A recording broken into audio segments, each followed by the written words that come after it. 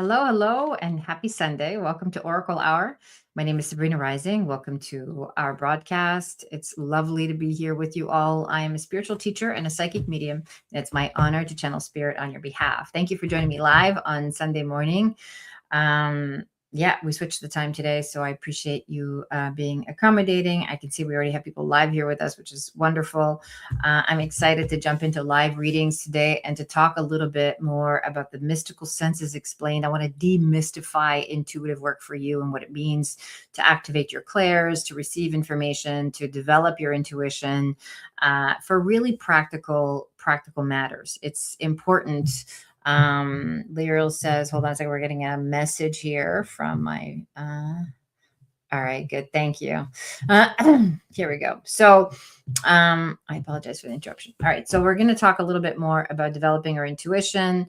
For those of you that are here joining us live, we're here live on Facebook, LinkedIn, YouTube, and Instagram. So if you're on any other platform besides YouTube, you can see me, but I can't see you. So come and join us on YouTube at Sabrina Rising and put your question in the chat. I answer questions on a first come, first serve basis, unless, of course, you're a community member. If you're an Inner Oracle community member, then you get priority access in the chat. We go a little bit deeper in readings. And of course, you get access to the Oracle Gathering, which is a online Zoom event I do, virtual event I do every month. There's the link to join. The Gathering is a mediumship demonstration. So if you're someone who's desiring a mediumship connection, if you already know you have loved ones in spirit you want a message from, that's the place to be. Or you can book a one-to-one reading with me, mediumship reading with me. I don't do mediumship requests on YouTube just because it's not, the environment is not the most favorable for that type of channeling. However, having said that, and this almost always happens, well, if there are loved ones in spirit here for you and there's a message, I will always convey it. Okay, so I never say no, especially if I'm interacting with you. It's really important that you stay for the whole broadcast, and I'll explain why, because the messages that come through are for all of us. There is always a theme. Today we're talking about the mystical senses, and we're talking about, making it very plain and simple, how you can develop your intuition, what it means to activate your clairs, how awareness, or essentially our psychic abilities, what would seem like psychic abilities, are not really abilities we develop, but it's more a sensitivity that we fine tune as we dissolve all of our wounds and barriers and sort of the dense energy that is blocking us from really feeling into these different ways of perceiving. They're just a natural byproduct of our level of awareness, our level of consciousness, our intention, and our desire to deeply know what's best for us in any given moment. And so intuition is something we all have access to. Okay, so again, we don't have to go off and develop a skill or create an ability that it doesn't already belong to us. It's just about cultivating that ability and practicing developing this muscle so that we can have access to it whenever we need to. Okay, so good morning, everybody. I'll take a moment here. Hi, Jenna. Good to see you. Hi, Vicky. Hi, Sarah. Hi, happy Sunday. Good. Beautiful. So we are live on Instagram. Yes, Lyriel? We're live on Instagram. Okay, good. Beautiful. Okay, so let's talk a little bit about this topic today. Okay. I want to talk about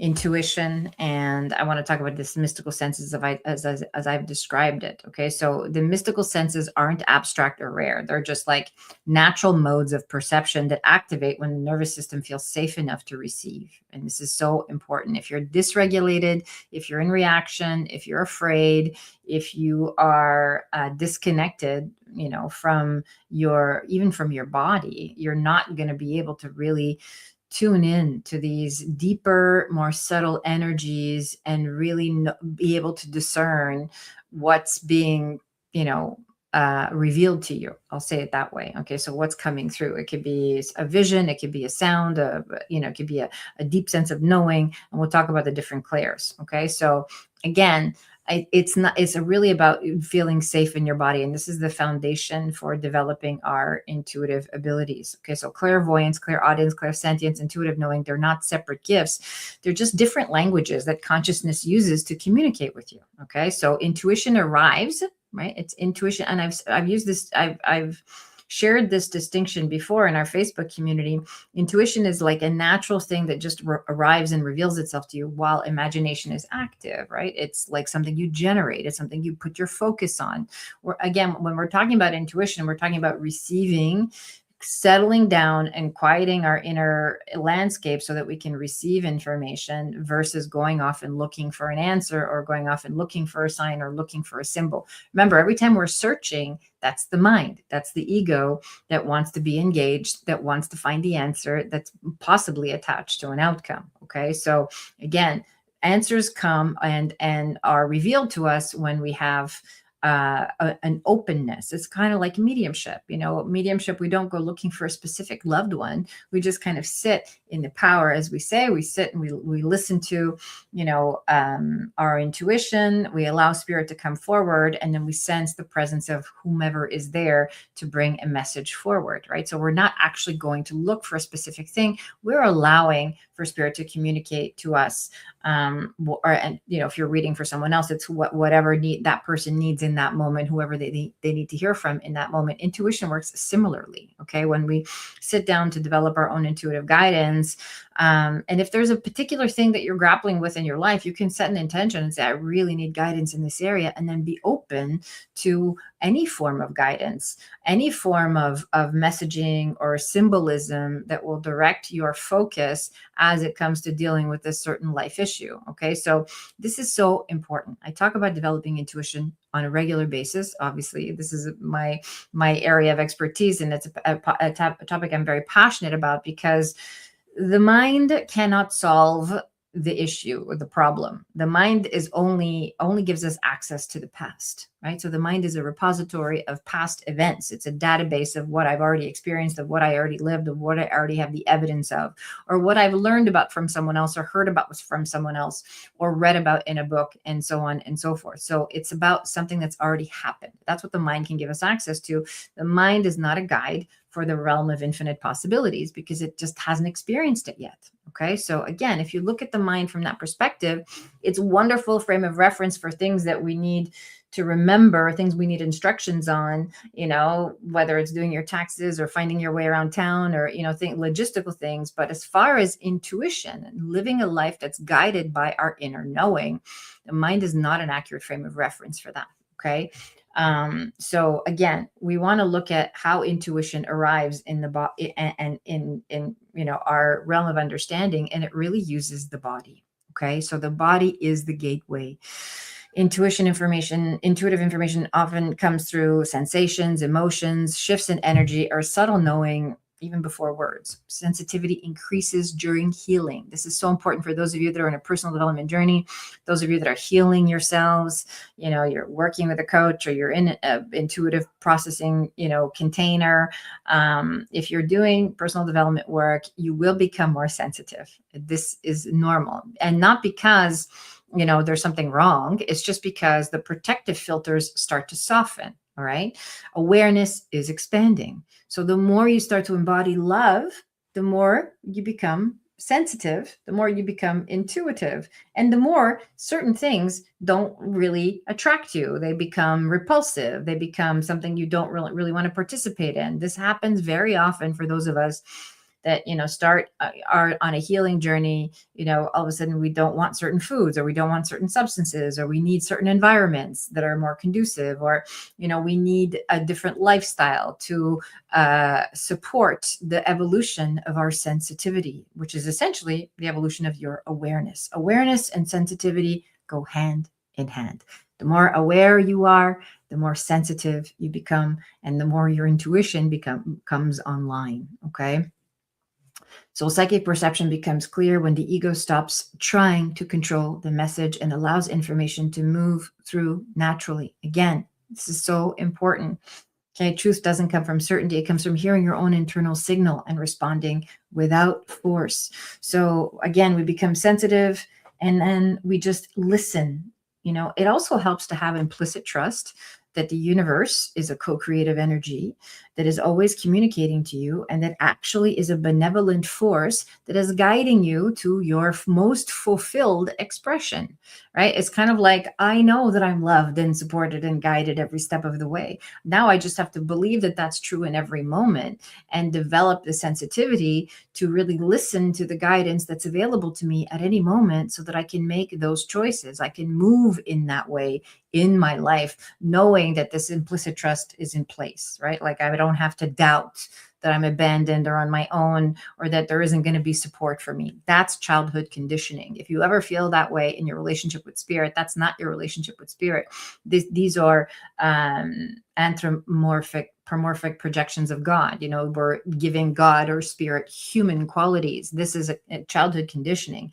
And so this is the pain that often blocks us from developing our intuition and even trusting a relationship with spirit. Okay, this is very important. And in more subtle containers, in containers where we do more subtle work, I always talk a little bit about how difficult it can be to just trust God or trust nature or trust the universe if you have trust issues from your early childhood, if you don't trust your mom or your dad, or if you've had experiences of betrayal or trauma that you haven't resolved. Okay, so again, we must do the inner work to develop this foundation of safety, as I talked about in the beginning.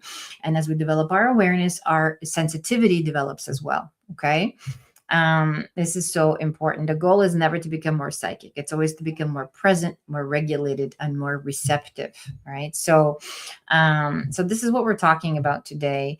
And if you notice your sensitivity is increasing, again, emotions are moving, or that's okay. Awareness expands again when the nervous system is regulating. All right. So for those of you that are developing your intuition and are developing, your senses, you have questions about your clairs and, the different clairs that are out there. I mean, some of us have an inclination towards one versus the other. Again, it really depends on how your nervous system is attuned to creating safety and to learning and processing information, but we all have all of them. Okay. So you can have a tendency towards clairaudience, you can have a tendency towards clairvoyance, but we all have all of them. And again, the more we develop our awareness, the more we can hear, feel, see, and listen, and sense very deeply. Okay, because it's not about developing our abilities. Again, I can't say this enough. It's about learning to become love, embodying love.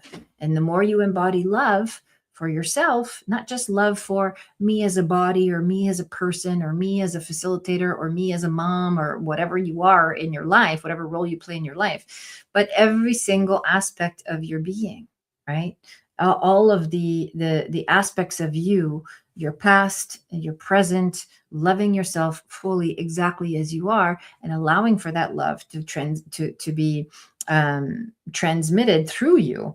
And when you're in that feeling, that love in your body, then you can really tune into your own sensitivity and start to feel into intuition. And of course, the messages always feel benign. They always feel gentle. They always feel like soft, loving guidance, because that's how intuition works. Okay. It's not a harsh directive. It's not, it's never a shock to your system. It's always gentle, and it's always arrives at a pace that you can recognize and assimilate. But of course, we must be paying attention, right? So make sure this is part of your practice, is that you're tuning in on a daily basis and you're regulating your nervous system and you're creating some inner safety, so you can have this space to feel the love, to receive the love, to be the love, and then to hear the love that's being communicated and reflected back to you in your relationship with spirit. Okay, of course, this is my wish for you and for all beings everywhere. And that's my message for today. I really feel very called to talk about developing intuition, especially lately with everything happening in the world, and developing discernment and just staying in that place of love, especially when there is so much fear in the collective. Okay, so not getting sucked into that and not falling into the trap of like, oh, this is so horrible and look at all these tragedies and so on. Of course, we can't. It's important to have empathy and compassion. And the more we see the world in pain, the more hopefully it inspires us to cultivate inner compassion and self-love so that we can send this frequency out to the world. Love is more powerful than fear. And, it only takes a few of us that are really embodying this energy of unconditional love to have a ripple effect on the collective consciousness of the world. And so the more you're practicing developing love for yourself, it's not just about your own personal journey. This is so important too. We're not just here doing our own inner work for our own selves. The inner work that we do is actually for all beings everywhere. Every part of you that you heal, that you transcend, every limiting belief, all the fears that you're willing to surrender to spirit so that you can feel more love, all of the work that you're doing to heal yourself and to become a more embodied expression of love is helping heal the collective consciousness. And it's making that love available to all beings everywhere. And I feel very strongly about this. And of course, if you have questions about how we transmit love, of course, it's not just woo language. There's real evidence that this is, that we can affect consciousness by putting loving and benevolent thoughts out and peaceful thoughts out into the universe. If you have questions about that, please put them in the chat. I'd love to go deeper into this topic. And we'll also jump into readings as well, because I know that's why most of you are here today. Hello, everybody. Good to see you. Good. All right. So, Lyriel, you're in charge of the chat, and go ahead and put questions on screen. Jenna says, hi, Sabrina. So appreciate you. I appreciate you too, Jenna. Looking ahead and want to see from my guides if there's an opportunity to connect impactful in collaboration with others, either group or organization. Is there an opportunity for a deep connection? I'm not sure what question you're asking me. I think you're asking me if there's an opportunity for you to connect with some kind of organization or deeper organization or collaboration with an organization that you have in mind. If that's so, Jenna, please clarify. I'm not sure I know exactly what you're asking me for.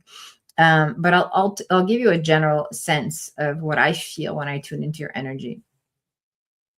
So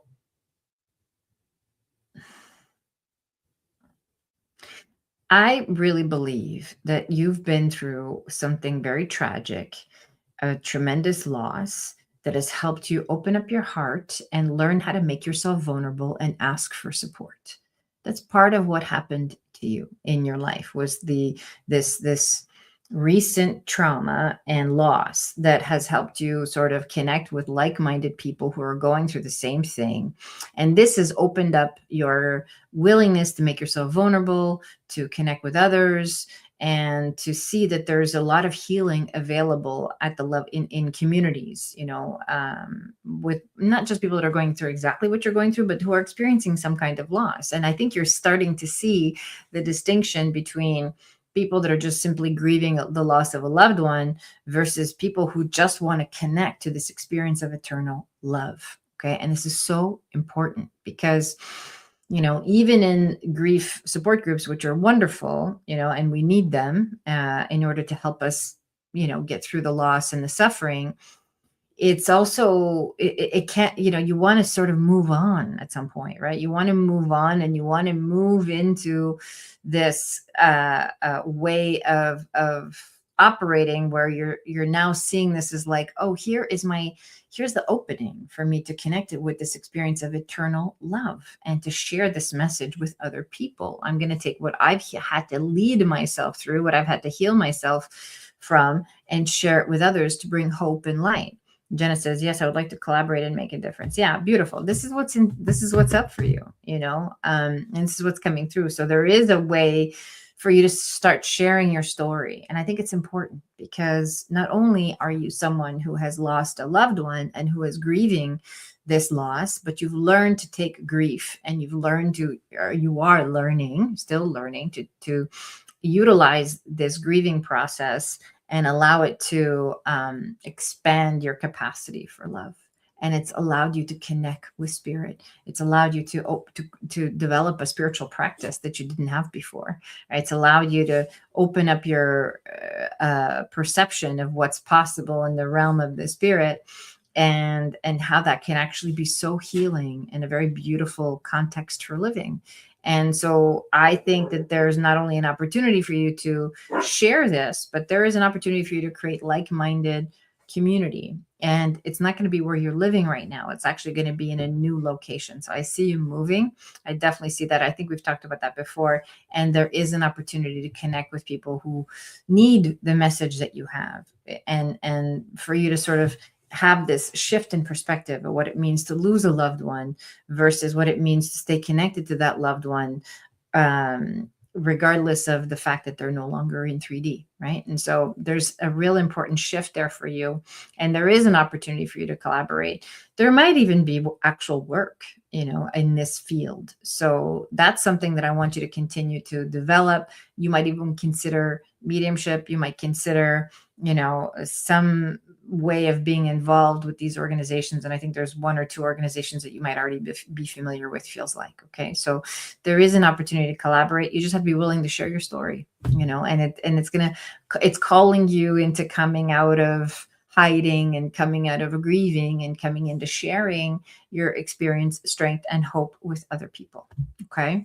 So this is what's in store for you. And, the desire to make a difference is there. And if the desire is there, she says, looking for a shift. Okay. So this is the shift, right? That shift is what I'm talking about, is coming out of the grieving process and coming into the sharing of the experience, strength, and hope, so that you can brighten up the world with your message of eternal love. And that's what's there for you. This is almost closes the loop as far as the healing process is concerned. Of course, we'll always be grieving.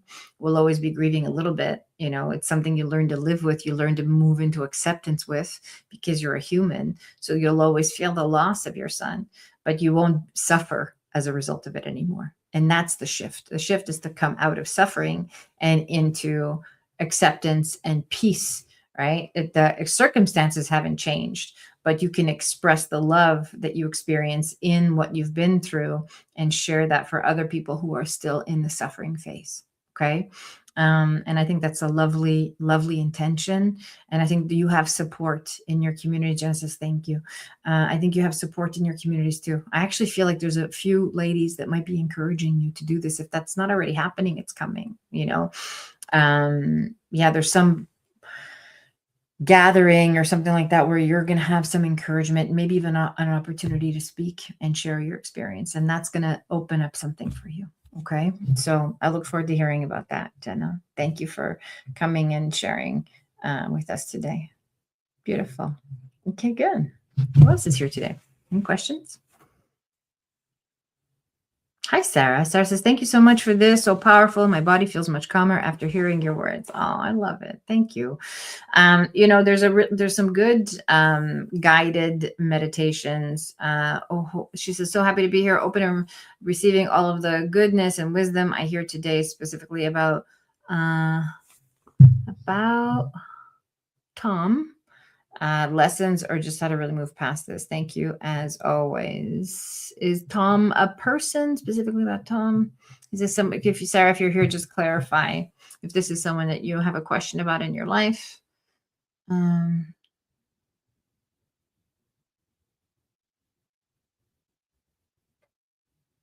What are we moving past?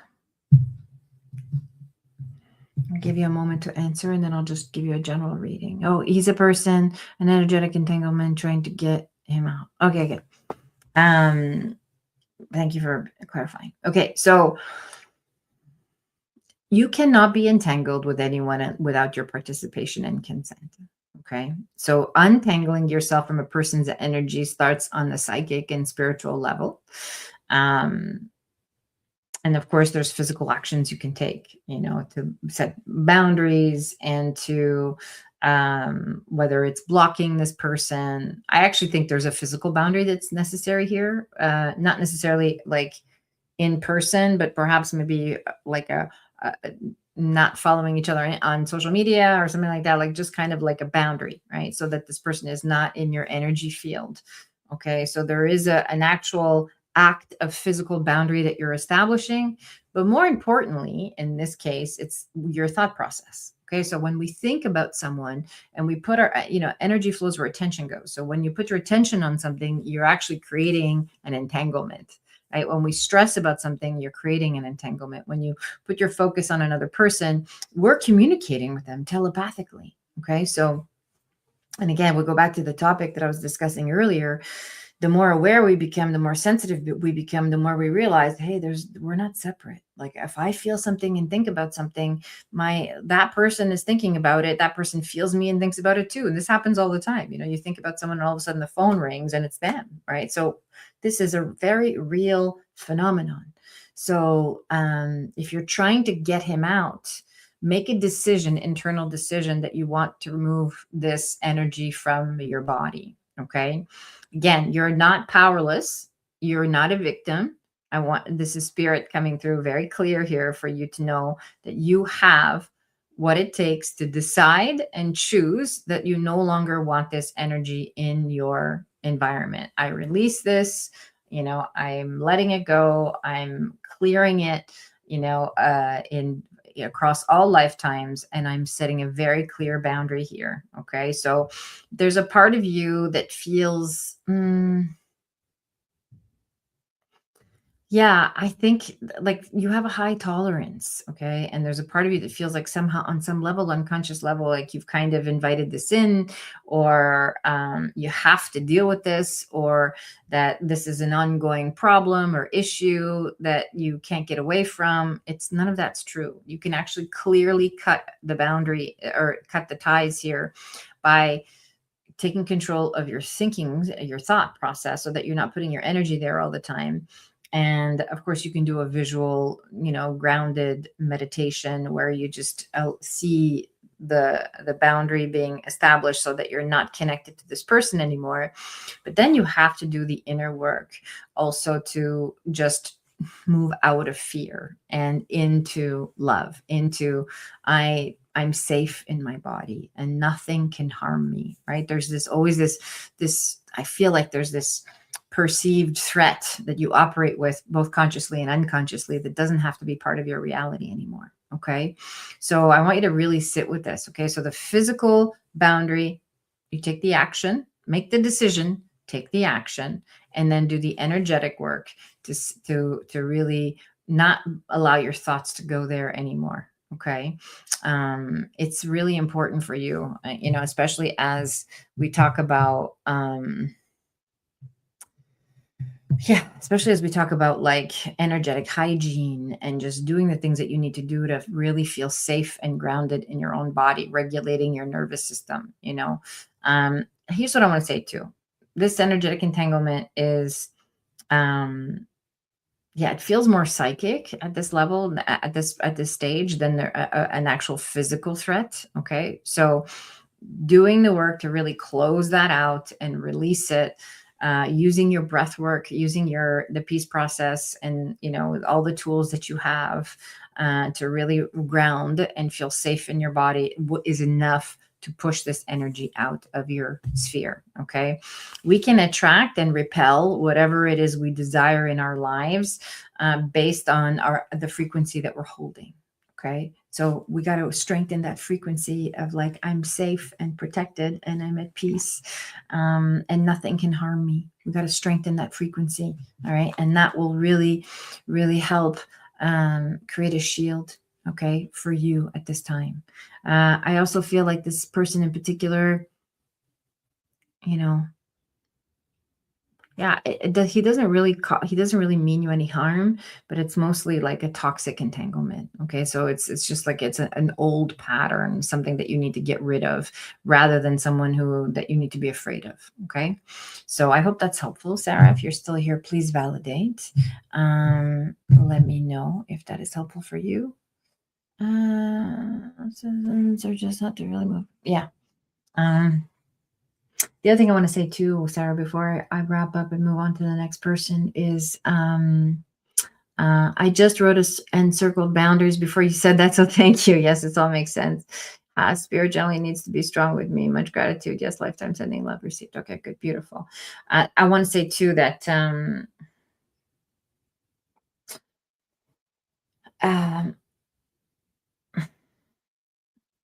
you don't owe this person anything. Okay. You don't owe this person anything. You didn't do anything wrong. I want you to stop blaming yourself. I want you to make a full list of resentments or whatever it is that you think that you have against this person or this person has against you, and just get it out of your system. Okay. Because there's something that you internalize. There's like I'm I'm in the wrong, or I'm to blame for something, and that invites this kind of energy in. Okay. And it lets your thoughts kind of go into these sort of loops around this and this type of person. And he's not the only energetic entanglement in your sphere. Okay. So I want you to really get in a place of self-love, embodied unconditional self-love with yourself, so that you can heal from whatever mistakes you think you've made in the past. Okay. And start to see them through the lens of compassion, keeping in mind that all human behavior is an attempt to meet a need. So whatever relationship you've had with this person in the past, you were trying to get your needs met, and now you're trying to get your needs met too, right? The shift, that there's been a shift in the relationship, and so now the need is for peace and for and space from these type of interactions, okay, or these type of relationships. And like I said, he's not the only one. Okay. So I want you to get really clear on that, forgiving yourself for whatever you think you've done to cause this. There's a lot of self-blame and self-loathing in your field. Okay. So I want you to really work on that, really work on loving yourself and being gentle and kind with yourself, because oftentimes when we hold ourselves hostage to our own self-loathing, lack of self-acceptance, this invites in the mirror of that, and we invite in the evidence that this is true, that I'm not a good person, or that there's something wrong with me, or that I'm broken. Okay. So that's how we untangle, really untangle. It's not so much about pushing the person out of our lives, but it's really about raising our own internal frequency, so that these type of entanglements can't really hook themselves into us. Okay. Good. And that's all Spirit has for you. All right. I hope that lands. Please come back and watch this segment so that you can re-listen to it and take some notes and journal around this process. Okay. I send you all my love, Sarah. Hope that was helpful. Beautiful. Hi, Miss Jules. Miss Jules says, I wanted to ask for insights around my mother-daughter relationships. Me and my mom, and me and my daughter. My mom and daughter also have an estranged relationship. Thank you. Okay, Miss Jules. Okay. I don't know if this has come through for you yet, but there is How to Heal Your Mother Wound video on my YouTube channel. Please go and watch that. In fact, Lyriel, if you can find it for us and put the link here for Ms. Jules, that would be great.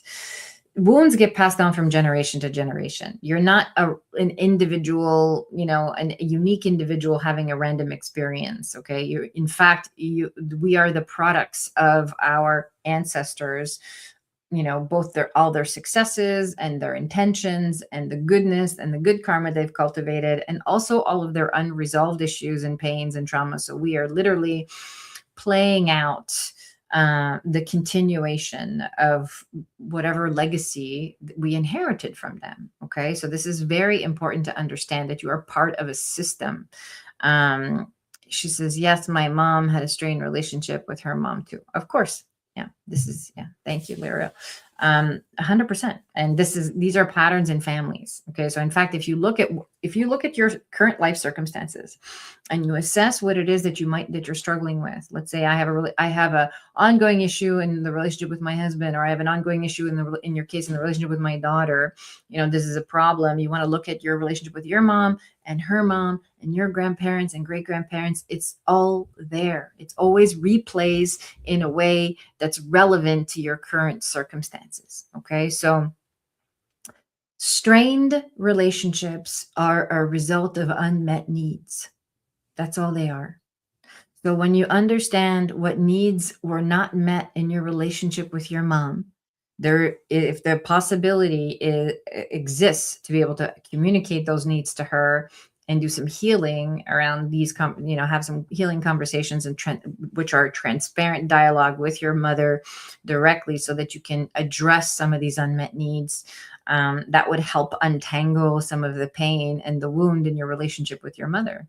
If that's not available with your mom, I feel like in your particular case, Ms. Jules, I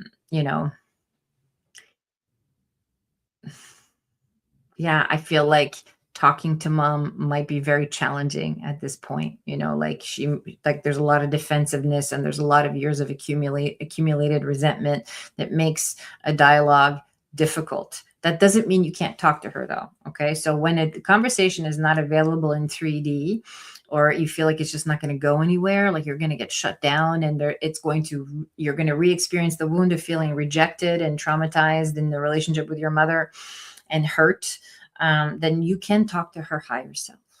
Okay. So again, strained relationships are a result of unmet needs. So it's important to do the work to identify what needs did I not get met in my relationship with my mom. The need for safety, for connection, for uh,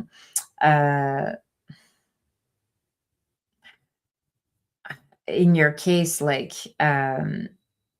encouragement, validation, feeling seen and valued, like that was really missing in the relationship with your mother, right? And that's going to show up in the relationship with your daughter, who feels like you don't understand her, or that you're like not speaking the same language, who's constantly pushing back at you, and feels like, like she just is not listening and not valuing what you have to offer, right? So there's a real sort of need for clear and transparent dialogue. And I would work on the relationship with your daughter, because when you heal one relationship, it's going to clear and heal all the relationships in your ancestral line. So when we do the work with our mothers, for example, we heal that line, and we heal the pain with the next generation. When we do the work with our daughters, we heal that line, the next generation, and the past. So you don't have to go back and, if it's available to have conversations with everybody, wonderful. Oftentimes it's not. Most times it's not.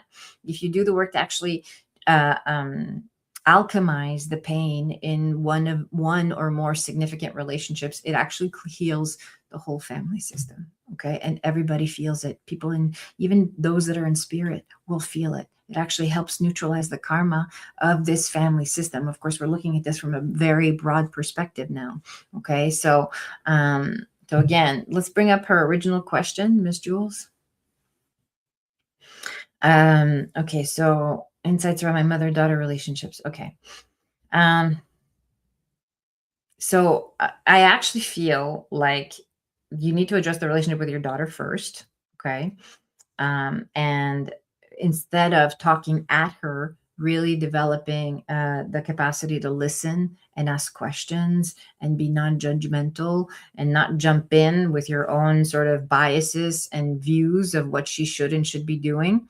Ms. Jewel says, that's beautiful that you can heal the line. My daughter also has a daughter, so that would be wonderful to heal it all. Yeah, beautiful. Of course she has a daughter, right? So that makes sense, because this is going to continue in your family until there is until there's peace in this mother-daughter, connection, right? Which is all about the feminine, feeling safe, feeling connected to spirit, feeling a sense of softness, feeling the ability to trust life, to trust life force energy, to trust that we can receive, not only on an intuitive level, on a physical level, on an emotional level, all of those ways. Okay, so the relationship you have the closest proximity to, the easiest access to, is the one with your daughter. And my advice would be to really listen and ask open-ended questions, and be generally curious, releasing any judgment. Maybe you want to take responsibility for the judgments you've had, and say, look, I feel like I've really contributed to this wall that's between us now, and I want to tear down this wall. I really just want to connect with you and hear you and support you in whatever it is that you want to create in your own life, because there's a lot of pushback. There's a lot of hostility even in the relationship with your daughter. Okay. And so again, these wounds get passed down. So once you clear this with your daughter, you'll actually have more compassion for your own mom, and you'll have a deeper sense of maybe where she was coming from and how she was trying to communicate with you.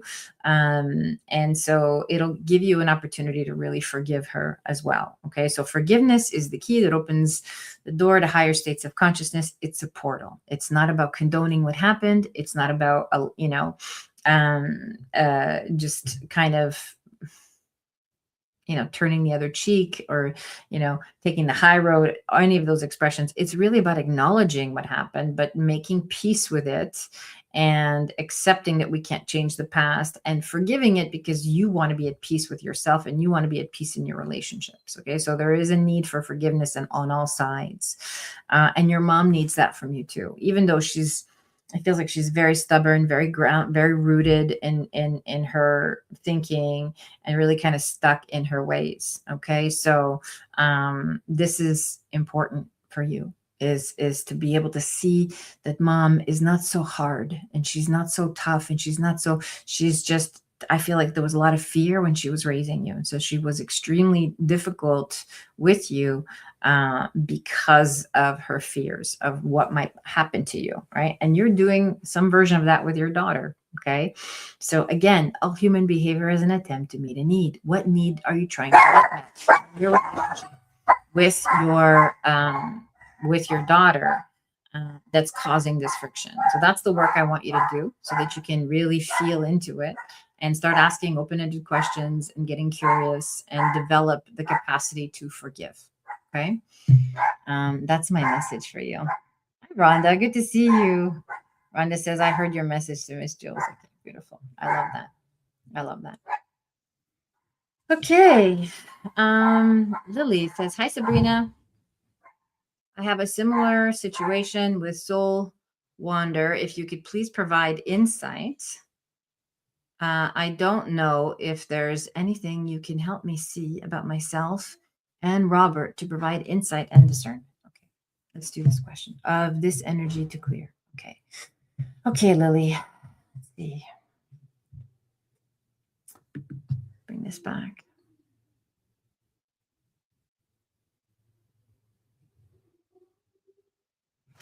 Okay. So the first thing I feel in your relationship with Robert is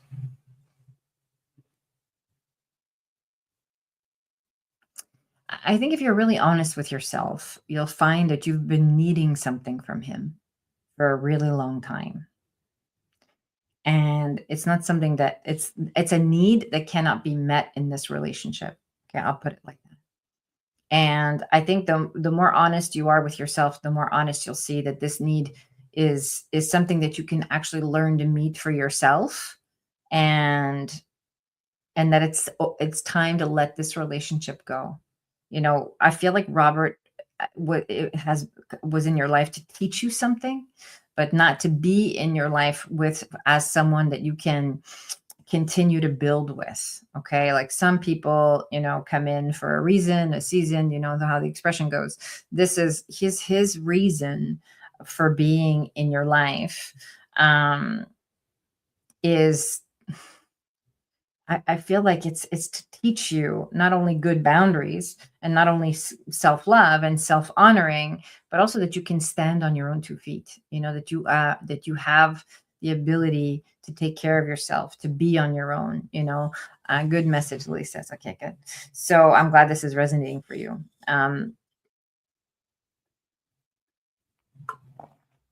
Yeah, I feel like the more I tune into this, it feels like Robert is just like, he can be overpowering.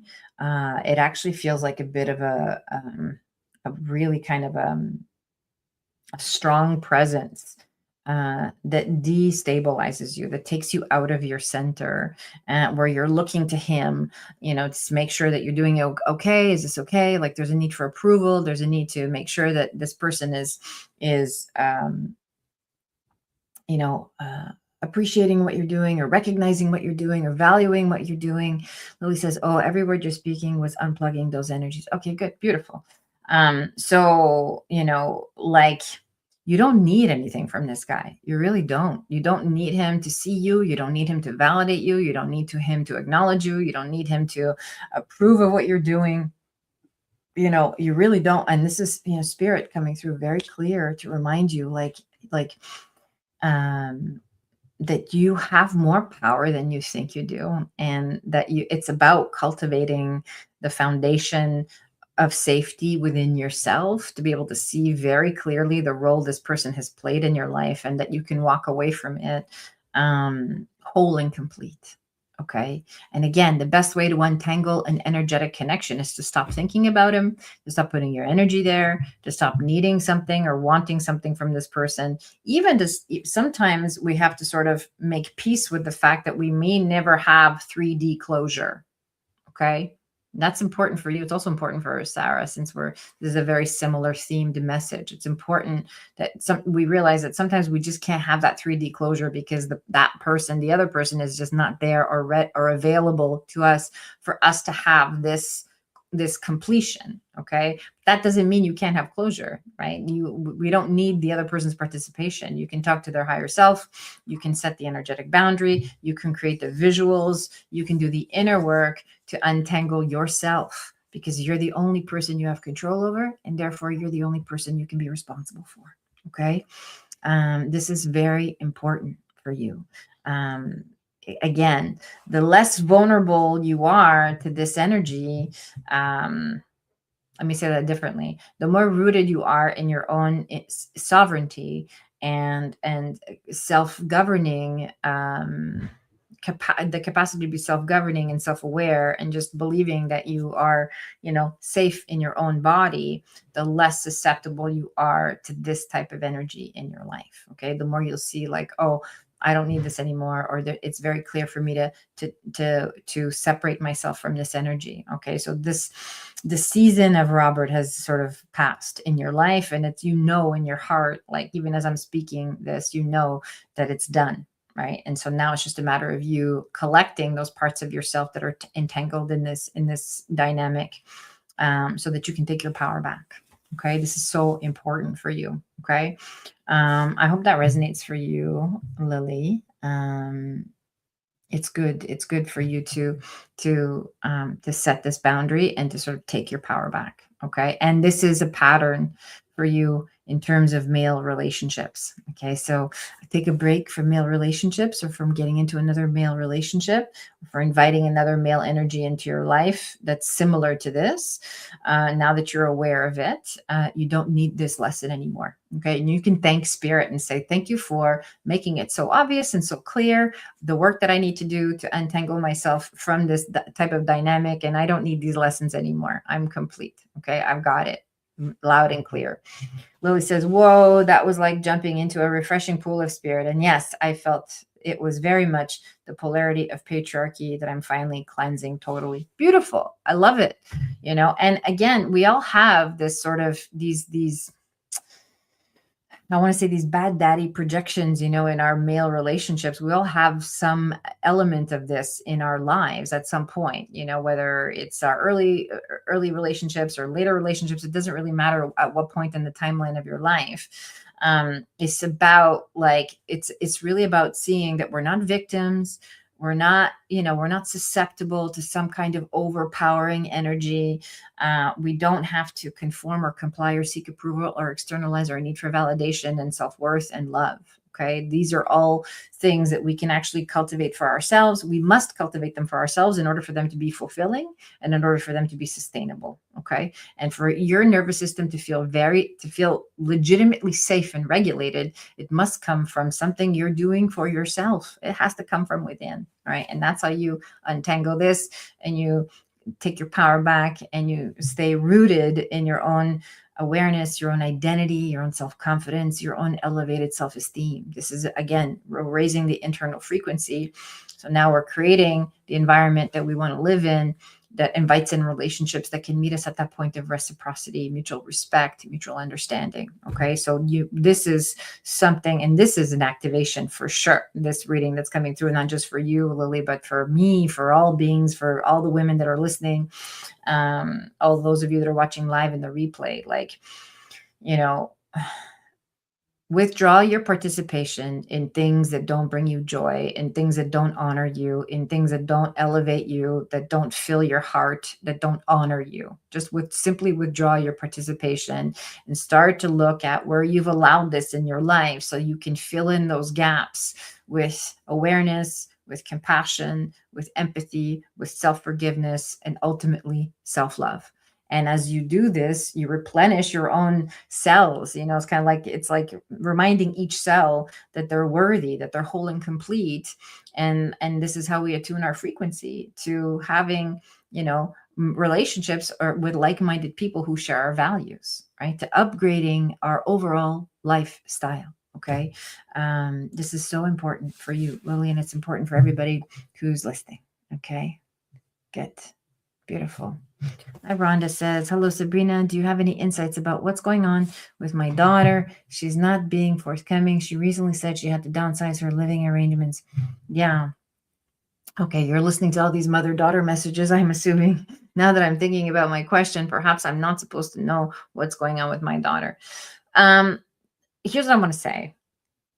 The best way to find out what's going on with your daughter is to hold space and be openly curious, and just tuning in with her and saying, like, I'm your mom, and I have a sense that things might be going on in your life, and I don't want to push, but if you ever want to share or talk, then I'm here to listen. Okay, so the reason your daughter's not being forthcoming with what's going on is because she's afraid of you telling her what to do, or you inserting your opinion, or she's also a little embarrassed. Okay, there's some little embarrassment there going on for her. That's almost like she's avoiding the "I told you so" conversation. Okay, so I feel this very clearly, and I know that you mean well with her. I know that you love her, and I feel like your daughter doesn't completely know some of the healing work that you've done. Like, there's some parts of your journey that you haven't fully shared with her, and it would be really good for her to know.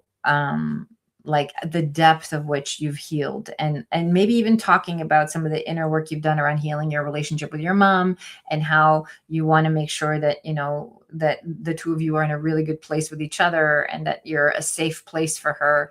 Those are things she needs to hear, and when she does, that'll sort of soften her a little bit, and then it's kind of like planting a seed. This is how it's going to go for you, Rhonda. You're going to plant the seed, and you're going to just leave it. And then you can continue to tend to this garden by checking in and making sure, she's okay, and that she knows you're there.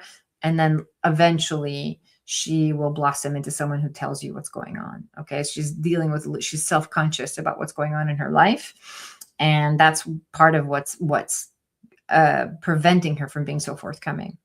Rhonda says she knows I'm just here to hold space for her. I'm sharing my journey. She's on her own healing journey as well. Okay, good. So continue on that trajectory with her, and she will be forthcoming. There's just a little bit of tinge of embarrassment. There's some things that she hasn't fully accepted about herself, and some of the mistakes that she feels she's made, that she hasn't shared fully yet, because she hasn't made peace with them yet. But all you can do is, as you're saying, hold space for her, because you can't force her to talk to you about it if she hasn't made peace with it within herself. Okay. But you can share some of the resources that you've engaged in that have been helpful to you. And that will be helpful as well. Okay. And again, of course, you can always talk to her higher self. I always give this advice to people, like when the conversation is not available in 3D, you can talk to that person's higher self in your meditation, in your spiritual practice. You can send messages of love. You can even plant seeds in terms of the consciousness of that person, and say, hey, I'm available for this conversation whenever you're ready for it. Okay. And she will feel that. She is embarrassed about some of her recent choices. Okay, good. So that's what I feel, right? So thank you for validating that. And, it's okay. And you can tell her about some of your choices that you made in the past that you feel embarrassed about. Sometimes when we come clean, it's like, I'll show you mine if you show me yours, that type of thing. And so it's like there's this sense of like, hey, I've been there and done that. And we've all been there and done that. And once you normalize this type of thing, she will be more forthcoming. Okay. That's my message for you, Rhonda. Yeah. Hi, Jonathan. I see you catching the last 10 minutes. Beautiful. All right. 12 True. Okay. Hi, 12 True. Welcome to our community. Hi there, Sabrina. I resonate so much with all the other messages and people here. Beautiful. May I ask if there's time about my own daughter relationship? LOL. I like Rhonda. I like Rhonda would love if you can assist. Okay. Yeah, this is a real theme today. Mother-daughter stuff. Okay. you know, so this, when I tune into your field, the thing that shows up the most is this feeling of like loss of control. It's kind of like you're losing your grip on on your daughter. And there's parts of her that you don't know, that you're not familiar with, that you feel out of touch with. And there's two parts to this. First of all, it's a natural part of the individuation process. Okay. So there's a natural separation between you and her, just about her feelings and mind, what's really going on. Thank you in advance if there's time. Yeah, I'm doing so stay with me as I channel for you. Okay. There's a loss of control.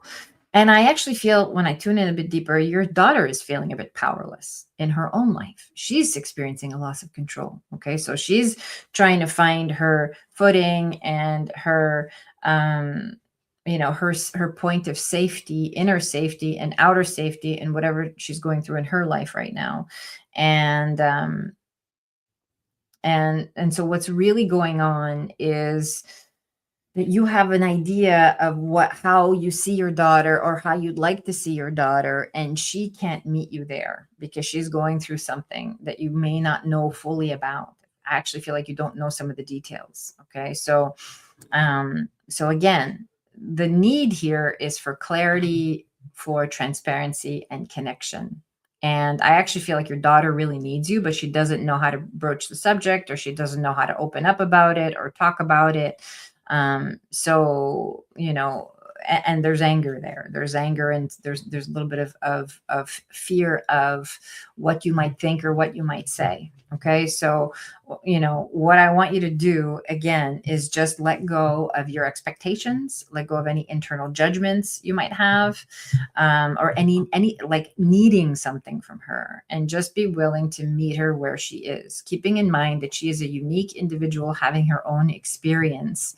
And there is something she's going through where she's trying to find her point of safety. What's that my frame of reference for safety, for grounded energy, for identity. Okay. This is where she's at. Okay. And so she needs to know you're there for her unconditionally, ultimately. Okay. 12 True says, oh yes, so accurately described. Beautiful. It's like I felt the unsurety, and I said it. And I said I felt she might be feeling something, and she responded well, but she didn't tell me, and then proceeded by being angry. Yeah. So that in turn did make me feel a loss of control. Yeah. Well, she's feeling out of control too, right? So again, you can say, I sense there might be something, and you can say, I can anticipate, you can also say to her, try this. Okay. Say, I feel there's something going on, and I feel like perhaps I've done something in the past to make you feel uncomfortable with telling me the truth about what's really happening. And, if you're afraid of me being judgmental, or if you're afraid of me, imposing my view, I just want to let you know that I have no interest in doing that. I really just want to listen and be here for you. Okay. And if that's the case, I'm sorry. And I want to be able to communicate in a way where you feel safe. Okay. And just leave it there and let her come to you, because you're doing this back and forth. She needs you, but at the same time, she doesn't want to. She wants to figure this out on her own. Okay. So that's kind of what's going on. So just try the nonviolent communication. Try hey, when you shut me out, I feel sad, I feel concerned, and I want the opportunity to be there for you. I want the opportunity for you to feel safe. Let me know what I can do to support you. Okay. Just what can I do to support you? Even just that in and of itself, I think will be refreshing for her. Is there any way I can ask if you feel it's related to something like family, boys, or her own choices too, that she regrets, or just feelings? I didn't finish reading, Lyriel. Can you put it back? It's okay. Is there any way I can ask if you feel it's related to something like family, boys, or her own choices too, that she regrets, or just feelings needing expression? Let me see. I know I will let it unfold on her terms. You recommended to though, just don't want to assume. Yeah, don't assume. Ask questions. Ask questions. I can tell you intuitively that this definitely has to do with boys, definitely has to do with past mistakes that she's made that she regrets. It has to do with like her feeling like um she doesn't know what the source of love is in her life, and she's been trying to find it in relationships. She's been trying to find it in her external relationships. And I think on a deep level, there's some resentment there because, and I say this with love and respect, it's sometimes this is something we don't model well for our kids. Okay. Um, the best way for the two of you to connect here is for you to see her need for love and acceptance, and to acknowledge that you haven't always loved and accepted yourself, and this is something that you're working on cultivating, not just for your sake but also for hers. And perhaps this is something you can work through together. Okay, this will create a bond. It will create connection and understanding between the two of you. She says, oh wow, Sabrina, yes, that clicked so well. Okay, good, beautiful. I'm glad that clicked. It's always here. It always starts within us. Okay. Even as parents, like children don't listen to what we say, they copy us. They copy what we do, and they play out what we're feeling and what we're not, what we're feeling, what we're expressing and what we're not expressing. They will play that out. The children will carry out your unconscious, whatever's in your unconscious, whatever you've resolved and have unresolved. Okay. So it's very important that you stay in that point of center, and that you just create this non-judgmental space of unconditional love and acceptance, because is what will disarm any fear she has of talking to you about some of the mistakes that she feels that she's made. I feel like your daughter's very hard on herself. Okay. And she's just like a little bit of a perfectionist in some way. Okay. So especially when it comes to like, how she conducts herself and how she's seen by other people. Okay. So again, just really, really disarming the judgment and just letting her know that it's okay to give yourself room to be human. And she's going to feel that, Mom, when you give yourself room to be human. All right. This is very important. We give ourselves space. We make ourselves human in front of our kids, and our kids all of a sudden have permission to be human in our presence as well. Okay. That's my message for you today. Beautiful. Okay, you guys, it's 12 o'clock. Jonathan says, Sabrina, who will win the Super Bowl today? You're funny. I don't do those kind of predictions, although I have a good inclination. But yeah, I don't know. I don't know if that serves anybody's highest and best good.